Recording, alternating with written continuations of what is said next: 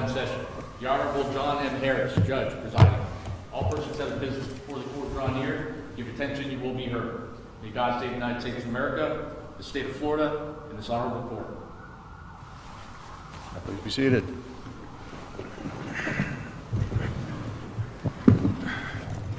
All right, good afternoon. Welcome to the oral argument session here at the 5th District Court of Appeal. As the Marshal said, I'm Judge Harris. I am joined on the panel today by Judge Boatwright and Judge McIver. Two cases on our docket today. In each case, each side has 20 minutes. The appellant can reserve as much of that as the appellant would like for rebuttal. The default will be set at 5 minutes. If you want something other than that, please just let me know and we'll make that happen. If you have any cell phones, other noise-making devices, please make sure those are either turned off or silenced at this point so that the proceedings are not interrupted. And just keep in mind that we are being live streamed on YouTube. All right, the first case we have up today is Holding Insurance Companies versus American Integrity Insurance Company of Florida. Case 23-2368.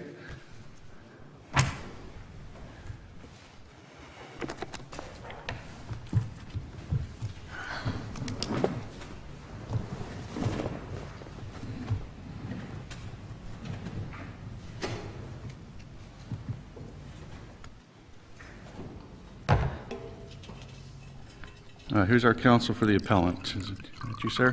All right, sir. 5 minutes okay for rebuttal? That's what I would be requesting. You got it. All right, you may proceed when you are ready.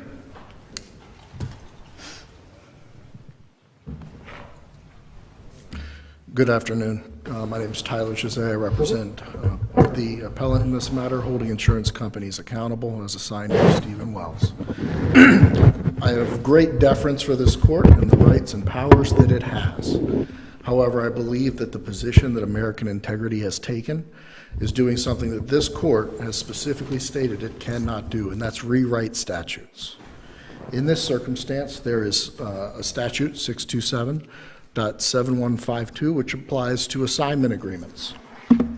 Assignment agreements are defined under that statute under Section 1B as a two-part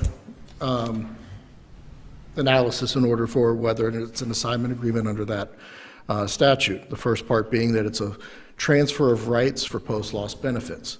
I don't think there's any dispute in this circumstance that my client is seeking payment of post-loss benefits for damages to the property, which would be payable under a policy. What it's not seeking is repair or any other service of that type. The second part is that it is an agreement between to or from a person providing services to protect, repair, restore, or replace property or mitigate against further damages to the property. My client performs none of these services. There's no evidence in the record of the assignment or other which would indicate that my client does perform any of those services. It is. So as part of the agreement, though, were some of the post-loss benefits, aren't they actually going to ultimately be assigned to somebody who provides those services, Nolan Roofing? I would. And that's what the appellee argues. So how do you respond to that? Well, I respond to that in multiple different ways. First and foremost, the insured would be on that payment as well as the mortgage company if one existed at that time. And then, as this court has previously ruled, there is always the right of a party to breach an agreement. And if that insured then said, I no longer want Nolan's on that payment, then that could occur. Now, in this circumstance, what we don't have is any evidence of what those monies actually would be used for. But by doing so, we are already going beyond the statute. In this circumstance, the statute's clear. American Integrity has yet to argue that it is not a clear and unambiguous statute. Based upon that, we need a strict construction. And this strict construction only talks about the person to and from, not a third-party agreement that may be between two other parties, even if the insured says, well, I do want something in compliance with a different agreement that I have at that time or may not have. That's still not the agreement with my client, and that's what matters. We are now not only strictly seeking to strictly read it, but then that would require bringing in third-party contracts to be read in a statute that is plain and clear on its face. So this was a 2021 claim. Does the AOB statute apply to your client post-2022? I'm sorry, can you state that again? We're discussing a 2021 claim here. There was a change to the statute in 2022. Does the AOB statute now apply to your client? The AOB statute, even though it doesn't apply, that new variation doesn't apply to this assignment. We still, No, that wasn't my question. and I was about to go to that next spot. Although that statute itself wouldn't apply because this assignment agreement pre-existed it, I still do not believe that it would apply even on the expanded version where it says, including but not limited to services for inspection or those type of services, because my client has never been to the property. They have never provided a service to inspect. They have never provided their beliefs of scope of damage. How would you characterize the service that your client provides? I think it would be closer to a debt collection type item, where my client only shows up after the insurance company has reviewed damages to the property, made an incorrect adjustment of a claim, and said the value of damages under the policy are X. And But a debt collection happens after that debt has been judicially determined, correct? well, if you're actually, I mean, people are litigating prior to the collection, correct? I mean, you would have to file a suit before that, and somebody said, I'm owed X, and I should be paid it, and then yes, debt collection judgment would then be entered and you would be collecting, but I would say it would be more akin to forcing a breach of contract payment that is due and just seeking financial recovery than it is we are a service provider who helps protect or restore. And this is important under a policy because of what's actually insured is payment for a damage. How's that not a legal service? I'm sorry? How's that not a legal service? That my client takes on a claim and seeks to recover on it? I mean, there is no requirement that it is litigating a claim. It chooses to. What specifically do you do for them? Well, it's in the insured acknowledgement form as well as the assignment where it talks about financial protections as well. There, in most cases, is a proposal for settlement served, forcing somebody to say, well, you know, if things don't go my way, I may be on the hook for additional financial liability. I don't just get to go home and say, well, I was wrong. So there's also financial protections there. There is the safety from having a headache and being a part of active litigation where somebody is calling you and saying, hey, we got 30 days to respond to interrogatories. You need to get in here and you need to assign them and answer, or else we could have hearings in front of a judge where you could be found in penalty. I mean, there are many different aspects of this where there is a protection provided to the homeowner. That homeowner gets the monetary payment that they should have received. The contract says is, in essence, you save the client time, the expense, the threat, stress of aggravation of litigation, the risk of fees. Isn't the, or could the term services be broad enough to include those, if those are done to protect or repair the home? I mean, there's Client no, doesn't have to worry about it, but it's getting done. well, I mean, ultimately, everybody's seeking payment of money. Now, there's nothing in the policy that says that must be done for repair unless you're seeking replacement costs, which there is no evidence to suggest that that's where we're at here today. But there are many different other items that could be done.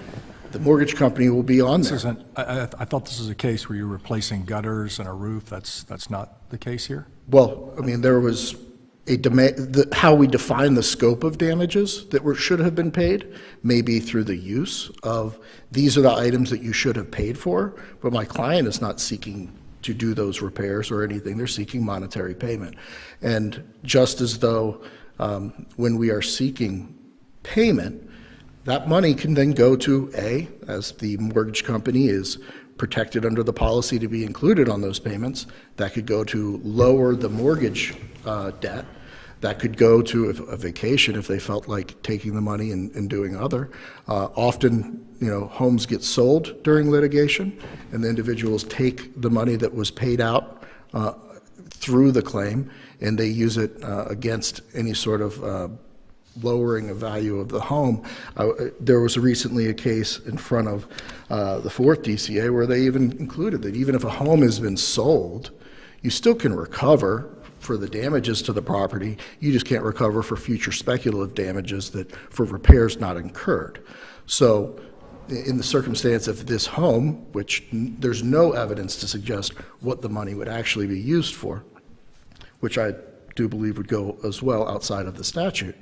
But if those monies were paid under even an ACV value and they had sold the home, that's still money in their pocket, and there's no ever chance of a repair to be performed under that circumstance.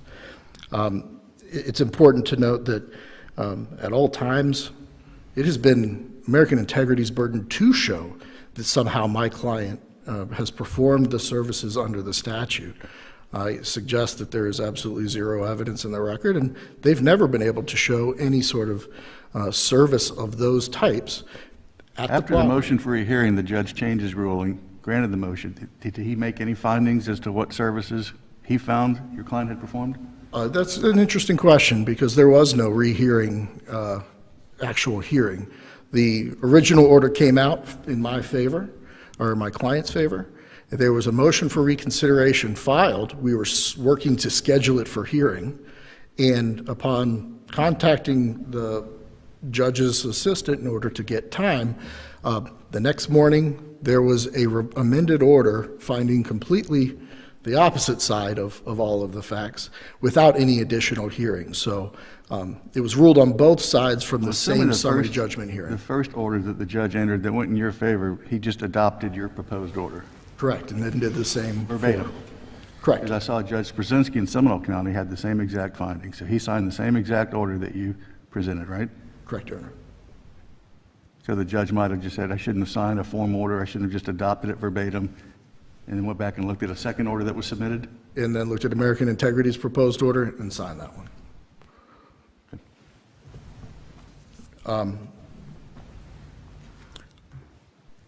Ultimately, I believe that it's pretty clear from the reading of the statutes, there is no argument about what other services that somebody else may or may not provide would be interpreted into the statute. To do so would go outside of the four corners of that statute, and to apply it to this circumstance where I believe that the assignment's clear, a direction to pay agreement is unenforceable and can be unilaterally stricken at any time by an insured, and therefore even then it shows that repairs may not be made. Or even if the repair company or the contractor that they're using did receive some of the money, that doesn't mean that they actually move forward. There is no contract saying you are actually going to put hammer to nail with that individual with those funds. They could back out and say, listen, I'll give you some money for documenting the damage that I ultimately got paid on, and a giving back for some of the work that they did in helping present what damages were present, and then no repairs are ever performed. All of those things are still outstanding, and those are the requirements of defendant to prove, if even the court were to go that far, which I don't believe it should, that those monies were in fact for repair.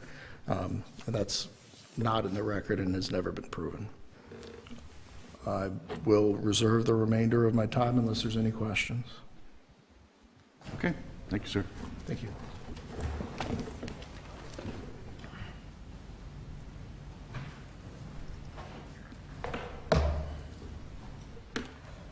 Good afternoon. Ben Carter for American Integrity, and may it please the court.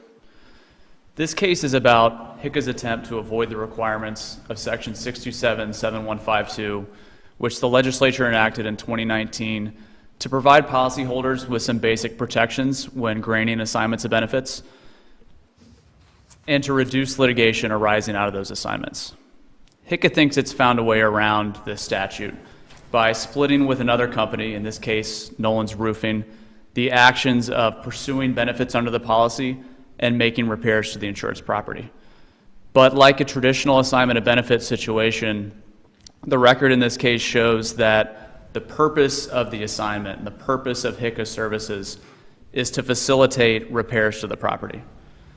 The court should reject this thinly veiled attempt to circumvent the legislature's. Do they actually perform any repairs to the property? They do not. There's no dispute that they do not perform any repairs to the property. And is Nolan Roofing an assignee of these benefits pursuant to the agreement? Not pursuant to that agreement, however, pursuant to the direction to pay contract, they have essentially informed American Integrity that the insured has signed a contract that says these benefits should be paid to Nolan's Roofing. Also within the assignment itself, there's a reference to, I believe the language is, I want to ensure, or in the assignment rather, it's that any payment on the claim should be made pursuant to the direction to pay contract relative to the claim. The only direction to pay contract we have in this case is the direction to pay with Nolan's Roofing. With it are the documents showing what Nolan's Roofing is going to do is repair the damage to the insured's roof. Why do we care what the purpose of the services was? Pardon me, Your Honor? Why do we care what the purpose of the services they Well, provide? that comes from the plain language of the statute. So we talked, my opposing counsel gave you the definition of assignment agreement under the statute. And the key portion is to or from a person providing services to repair, protect, restore, etc. The statute doesn't define services. It doesn't say services, or it says services to protect, repair, restore. It doesn't say repair services, protection services. When you have a general term, don't you look, after you look at the general term of services, don't you start looking at the list of items that are provided? Correct. To help you define what the services are? Yes, and I think Okay, it. so I think, where in that list of items is debt collection? so it's not necessarily a list of items. It's a description of the purposes of those services. It's services to protect or services to repair the property. And here HICA is providing a service to the insured. They're doing something useful or applying their effort or skill for purposes of recovering benefits to fund repairs of the property. And I want to point the court on this issue to the Second District's opinion in Kidwell Group versus American Integrity, which is at 347 Southern 3rd 501. It's a 2022 case. In that case, air quality assessors took an assignment from the insured in return for providing environmental assessment services related to a water damage claim. Like HICA, air quality's assignment actually said that it's not providing services to protect, repair, restore, replace property. And also like HICA, air quality argued in the trial court and on appeal that its services were not within the enumerated services types because they did not actually protect, repair, restore, or replace property. In holding that the statute nevertheless applied, the Second District looked to the purpose of the services. They said because the services were related to repairing the water damage, they fell within the scope of the statute. And specifically, this is the part of the opinion I want to emphasize, the court held that the statute applied because air quality, quote, agreed to provide services as part of the homeowner's effort to remediate property damage. That's what I wanted to ask you about, because isn't the Second District then reading in language to the statute that's not there? I don't believe so. Statute says nothing about as part of the homeowner's effort. They just added that in there. You take that part out, then it says to provide services to remediate property damage. That's what the statute says. So the second seems to have just stuck in this language about as part of the homeowner's effort. How do they do that? I think that's the Second District interpreting the plain meaning, pardon me, something just flew in my eye, the plain meaning of the language that appears in the statute. As I was explaining. The statute about the homeowner's effort to protect his property or preserve his property. Pardon me, Your Honor? There's nothing in the statute about the homeowner's efforts to preserve or protect his property. Correct. It's about the services that are being provided, and the purpose of those services is part of the homeowner's effort to remediate property damage. In the Kidwell Group case, it was determining scope of repairs, stuff like that. In this case, it's pursuing benefits under the policy that are going to be used to finance the repairs of the property. So just like air quality in the Kidwell Group case, HICA agreed to provide services, the purpose of which was facilitating repairs of the property. The assignment of benefits and the acknowledgement form that the insured executed show HICA is stepping into the insured's shoes, using its own time, money, and efforts to pursue benefits under the policy. I'm curious about the word replace in the statute. It says protect, repair, restore, or replace property. It doesn't say replace property with like property or replace property with property. Can property be replaced with money? That's not an issue that we have dealt with directly in this case. I'm asking you your thoughts. Correct. When you are replacing property, can you replace it with money the same value as the property? In theory, that's how the policy would deal with it. It would replace it with money. So if you were providing a service where you were trying to collect money that was owed to a person for property, would that money be replacing the property? The money could be looked at, yes, as replacing the property. And I think this ties into the point that any money owed under the policy, any money owed under the claim, or if we want to look at it as a debt, as HICA has described it, it's necessarily bound up with replacing the property. The policy is going to value the money that's owed based on the damage to the property and the cost of repairs, and HICA acknowledged in discovery that it's the damages it's seeking in this case are the fair market value of, I think they called it the cost of services to bring the property into its pre-loss condition. There's also a reference in their complaint to damages to bring the property back up to code, to comply with code. So to answer your question, yes, the money is related to necessarily repairing or, in this case, replacing the property. Another case I want to call the court's attention to from the 3rd District, Ajay versus First Community Insurance Company. That's at 352 Southern 3rd 900. In that case, the insureds assigned a Hurricane Irma claim to their children. In the assignment, the children agreed that they would insure maintenance repairs, generally maintain and repair the property as if they were the owners. The original complaint was dismissed because the assignment didn't comply with the statute, and eventually the parties brought a declaratory action to determine their rights under the policy and under the assignment. They, like HICA, alleged in their complaint that they were not themselves service professionals, and that's why the statute shouldn't apply. But the trial court dismissed based on the assignment's noncompliance with the statute, and the 3rd District affirmed based on language in the assignment that was referencing repairs and referencing maintenance. Now, it's true that HICA's assignment is not as express or as explicit in referencing repairs or maintenance, but Ajay was a motion to dismiss case. All the court could look at there was the complaint and the assignment that was attached to the complaint to decide whether the statute applied. Here we have the full record that establishes the relationship between HICA's services and Nolan's repairs. As I mentioned, the assignment and the acknowledgement form state that the purpose of the assignment is for HICA to step into the insured shoes and enforce the insurance policy. The assignment itself requires that any payment on the claim be made pursuant to the direction of pay. HICA's amended complaint asserts a breach of contract claim based on damage to the insured's property, demands payment for all covered losses, and payment in accordance with the direction of pay. As the basis for declaratory relief, HICA alleges the insured believes that it is entitled to coverage for damage to the property, including payments of all funds necessary to meet code approval. As I mentioned in discovery, HICA stated it's seeking the fair market value of services to return the property to its pre-loss condition, and the affidavit of my client's corporate representative shows the only direction of pay that American Integrity received on this claim is from Nolan's Roofing, and it's contained in a contract for roof repairs. HICA argues that these cases are distinguishable, but the only distinctions they identify don't really have a material difference. For the Kidwell Group case, HICA points out that Air Quality conceded that its assessment report is used, quote, in furtherance of repairs or replacements to the property. But as I've discussed, the record here shows that HICA's service of filing a lawsuit to collect benefits is no less in furtherance of repairing the property than Air Quality's services.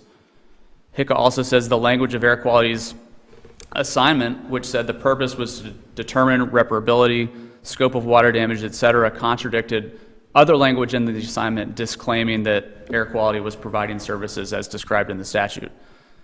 Now here, HICA's assignment requires that any payment be in accordance with the direction of pay, and once again, we get to look at the whole record. Kidwell Group was another motion to dismiss case. So we don't have to just look at the assignment. We can look at the direction of pay. We can look at the other stuff in the record I've mentioned, showing that these services are necessarily tied to repairing the property. And HICA also says that Kidwell Group doesn't address... Necessarily tied to is language that you're putting in there. That's not in the statute. It doesn't say anything that's necessarily tied to repair and replacing. It's just services to repair, services to replace, services to restore. And services that are facilitating repairs, I believe, are services to protect, repair, restore But again, property. that's a word the legislature could have used. They could have used it, but the plain meaning of the statute encompasses the services that HICA is providing. It doesn't say a person providing repair services, a person providing mitigation services. It describes the purpose of those services, which is to repair, to protect, to restore. And that's exactly what HICA is doing in this case by pursuing insurance benefits that are going to go to Nolan's Roofing to finance repairs to the property. You say in your answer brief that nowhere does the statute limit the word services to strictly actual repair, restoration, or whatever. So you think it's broader than just apply to those 5 categories? Yes, Your Honor. And If it was broader than those 5 categories, why did the legislature then go back and change it and say including but not limited to, and then also add in inspection? I Why think was perhaps that necessary? Perhaps the legislature saw what creative companies like HICA were doing and wanted to more clearly state its intent in regulating post-loss assignments of benefits under residential property insurance policies. So going back to, and also I would go back to the Kidwell Group case on this same point, assessment services are not listed in the statute. It doesn't say services to protect, repair, or assess damage. And the Second District nevertheless concluded that's the type of service that can trigger the statute because it is a service that is helping the homeowner remediate property damage. But we don't have assessment in this case. We do not have assessment. This is a different type of service. It is no less related to repairing the property than assessing. Collecting the money that's going to go to the roofer to fix the roof is just as integral a part of repairing the property as is assessing, a mold remediation protocol like air quality was doing in the Kidwell Group case. So like air quality, HICA services are part of the insured's effort to remediate property damage, and thus its assignment must comply with the statute. Now going back to the IJ case, HICA argues the language of the assignment contradicted the children's claim that they did not agree to restore or repair property, while here it's undisputed that HICA did not itself perform any repair or replacement work.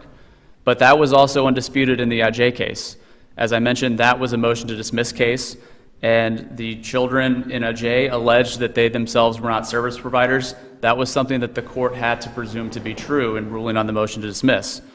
That did not mean that their services, whatever services they were providing under the assignment, did not trigger the statute. So in IJ, it was the language of the assignment that defeated the argument that the statute did not apply. Here it's the entire record that belies HICA's claim that it did not provide services related to repairs. So what these cases show us is the key is not agreeing to put hammer to nail when a company takes an assignment of post-loss benefits, but agreeing to provide services that are intertwined with or meant to facilitate repairs. And I would go back to the language that the second used, part of the homeowner's effort to remediate. You're more focused on that argument than you are what the trial court seemed to rely on, was that there was an assignment ultimately to Nolan's Roofing. You're more general in your application of that. Is that correct? I'm not sure it would be more general. I think we agree with the trial court. The trial court was perhaps not as specific in its order, but the trial court did point to the same documents that we're pointing to in this case in reaching its order. Specifically, the trial court references the direction to pay in the assignment and the acknowledgement form, the direction to pay contract itself, the demand for payment and the complaint, and HICA's interrogatory responses, and finds that the purpose of the funds sought by HICA is to protect, repair, restore, or replace property or mitigate against further damage to property, and therefore it falls under the statute. I want to briefly address, with the time I have remaining, some of the other arguments that HICA has made. First is that the trial court injected additional language into the statute by applying it to HICA's assignment, and we've touched on this already. The statute doesn't enumerate the specific services or define the specific services. It says services to repair. I think the way it's written is focused on the purpose of the service. Here, there's no dispute that HICA agreed to provide a service to the insured to file this lawsuit, and the record shows the purpose of that service is to facilitate repairs of the property by recovering money under the policy. The legislature did not exclude or exempt this type of service, just as the second observed that the legislature did not exclude or exempt assessment services. Thus, it's our position that HICA is attempting to rewrite the statute to say an assignment to or from a person providing repair services, restoration services, or along those lines.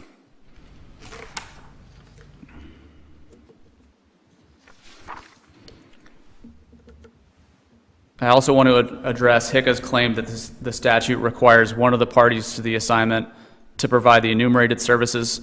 Once again, this is not supported by the plain language of the statute, which describes the purpose of the services, and I would refer back to the Kidwell case and the Ajay case, which both rejected claims that the statute could never apply to, or could only ever apply to service professionals.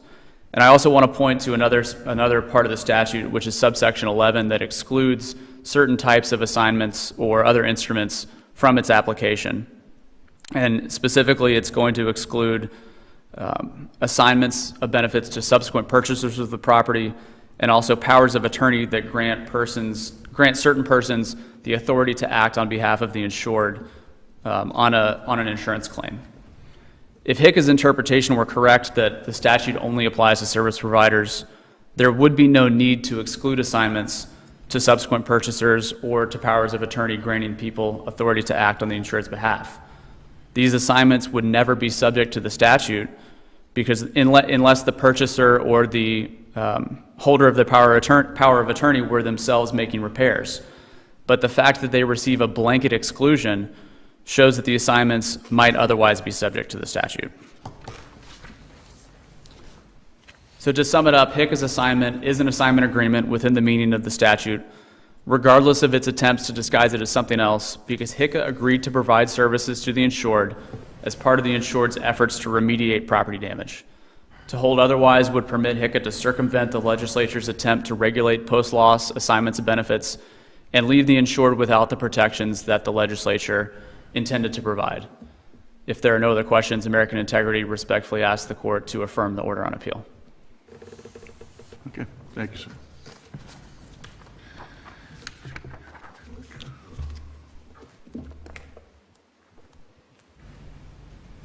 All right, counsel, you have just under 8 minutes. Thank you very much. Could I ask you to start with that section 11 statement that your opposing counsel just brought up? And specifically the part that talks about a power of attorney's assignment to a management company. If you were to generally describe the service that you provide, it does seem to be stepping into the shoes of the homeowner. Well, let me just... to act on behalf of an insured as it relates to the property insurance claim. That seems to be generally the service you provide. And I'm curious about his statement that if that's not a service under the AOB statute, then why would it need to be excluded? Well, I was actually going to start off with Section 11, so that works out. I believe American Integrity's two arguments actually go to invalidate the whole Section 11 argument. In the Ajay case, and I will get to Section 11, just let me get there. In that case, there's a line here that the court found that I think applies here. While not every assignment triggers the requirements of Section 627.7152, that's this assignment. Here, the plain language in Ajay specifically wasn't applicable because the insured maintenance repairs agreed to maintain, repair, or otherwise take responsibility for various other obligations. That tied them into the statute because the assignment itself was for repairs. Similarly, for Kidwell, they were doing assessment services and those type of items on the property itself and being active in the repair. Subsection 11 could have been an argument if Ajay put that in the assignment, but they were a subsequent purchaser, or they were operating under those ones, then yes, that subsection could apply in order to invalidate the application of that statute.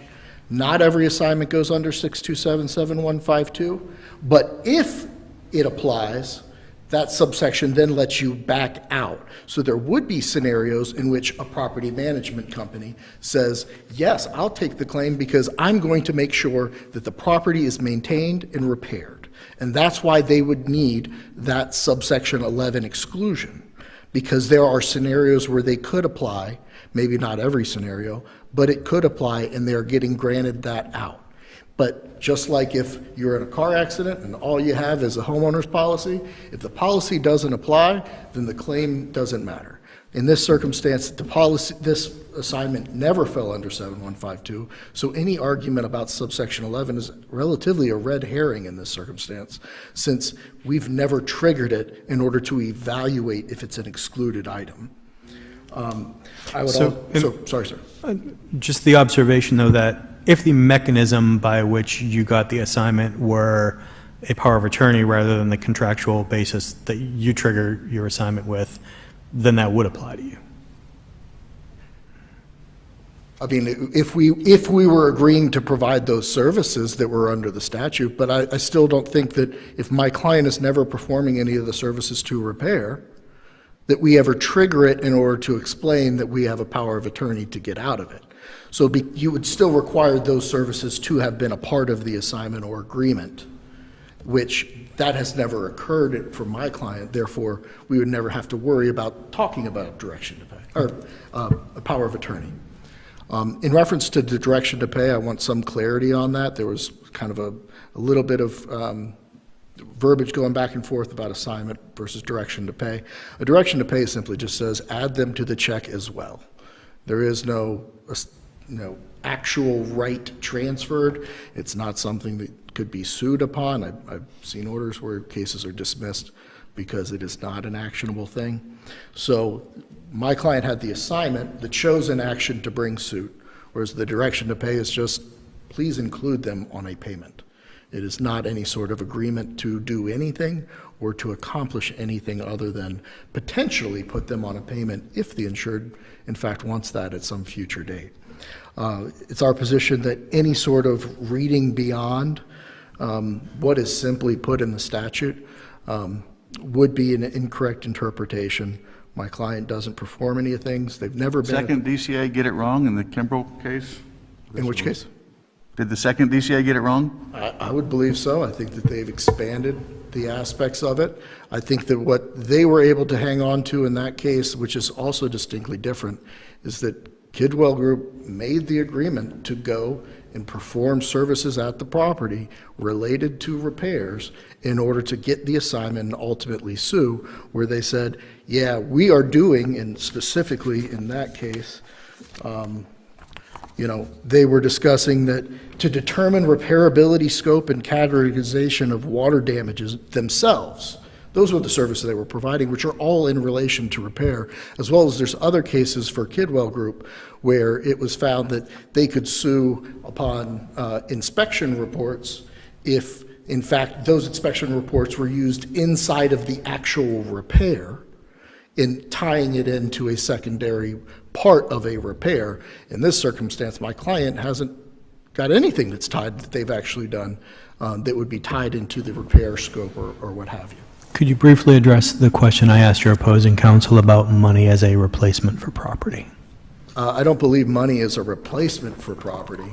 Obviously, if something is damaged or broken, cash may attempt to be an alternative way for you to walk away or legally be provided a satisfaction.